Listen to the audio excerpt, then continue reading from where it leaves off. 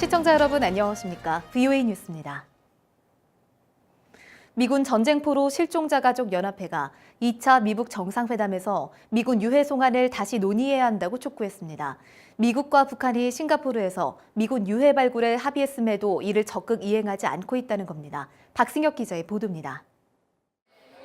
미군 전쟁포로 실종자 가족 연합회는 18일 성명을 내고 미국과 북한이 싱가포르 회담에서 선언한 유해 발굴 노력을 베트남 하노이 회담에서도 계속 진행해야 한다고 밝혔습니다.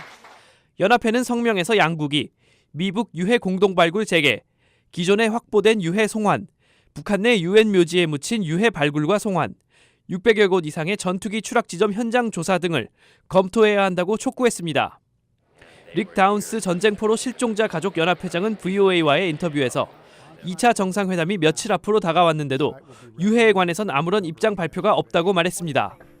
Even as we get closer, there's no talk of it even being on the agenda. So we are hoping to raise awareness and elevate it to a point where the leadership of both countries sees it as a priority. 다운스 회장은 또 북한이 이미 발굴한 유해를 여럿 확보하고 있으며 추가로 발굴할 수 있는 능력도 충분한 것으로 본다고 했습니다. We believe that North Korea over the decades has amassed this number of remains that they are just holding on to and returning from time to time as it is important to them. 이에 따라 미국 대통령이 직접 나서서 이 문제를 제기해줘야만 북한군이 유해 발굴에 협조할 것이라고 말했습니다. 앞서 미 국방부 전쟁포로 실종자 확인국 DPAA는 지난달 트럼프 대통령이 정상회담 전에 유해 발굴 재개를 위한 가장 최신 정보를 받게 될 것이라고 전했습니다. 가족연합회는 유해 송환이 다른 현안과 관계없는 인도주의의 문제라며 하노이 회담은 이를 해결할 좋은 기회라고 밝혔습니다. VOA 뉴스 박승혁입니다. 2차 미북 정상회담을 앞두고 북한이 취할 비핵화 조치와 그에 따른 상응 조치 중 제재 완화가 어떻게 이루어질지 관심이 모아지고 있습니다. 미 의원들은 북한의 완전한 비핵화 전까지 제재 완화는 없다는 단호한 입장과 북한 조치에 따라 가능하다는 의견이 나옵니다. 김칸희 기자입니다. 테드 요호 공화당 하원 의원은 북한의 완전하고 검증 가능하고 돌이킬 수 없는 비핵화, 즉 CBID 이전에 대북 제재 해제는 반대한다는 입장을 재확인했습니다.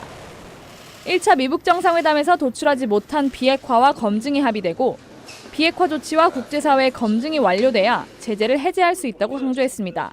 But I'm not in favor of releasing any sanctions until we have the final definition and then the proper steps going to make sure they've done that.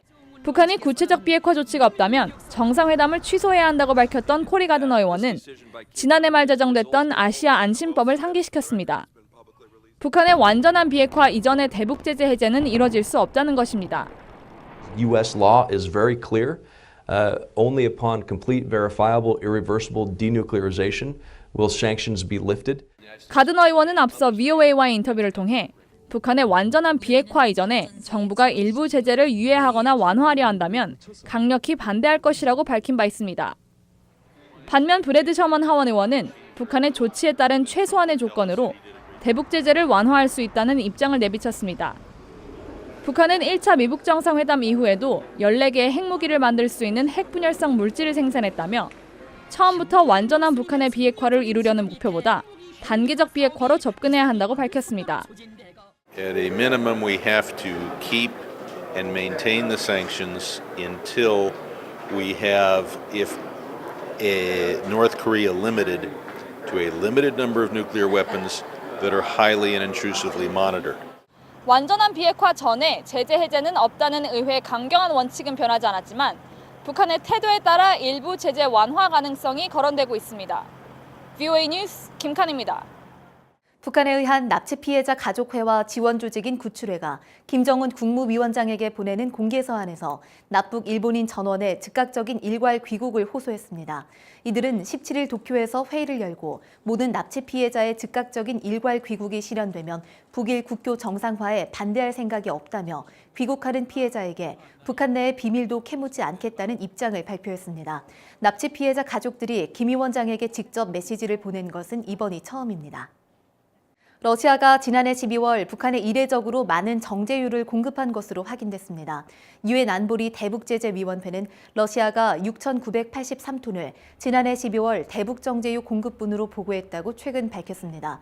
유엔 안보리 대북제재위원회가 지난 2017년 10월 각국의 대북정제유 공급량을 접수한 이래 가장 많은 양으로 이전까지 가장 많은 양은 4,300여 톤이었습니다. 미국 질병통제예방센터 CDC는 최근 갱신한 여행정보에서 북한을 방문하는 여행자들에게 A형 간염과 장티푸스 예방접종을 권고했습니다. 북한의 식수와 식품이 오염돼 있어 여행자들이 A형 간염과 장티푸스에 걸릴 수 있다는 겁니다. 질병통제예방센터는 또 북한에 머무는 지역과 기간에 따라 일부 여행자들은 일본 뇌염, 말라리아, 광견병 등에 걸릴 수 있다고 지적했습니다. VOA 뉴스 마칩니다. 시청해주신 여러분 고맙습니다.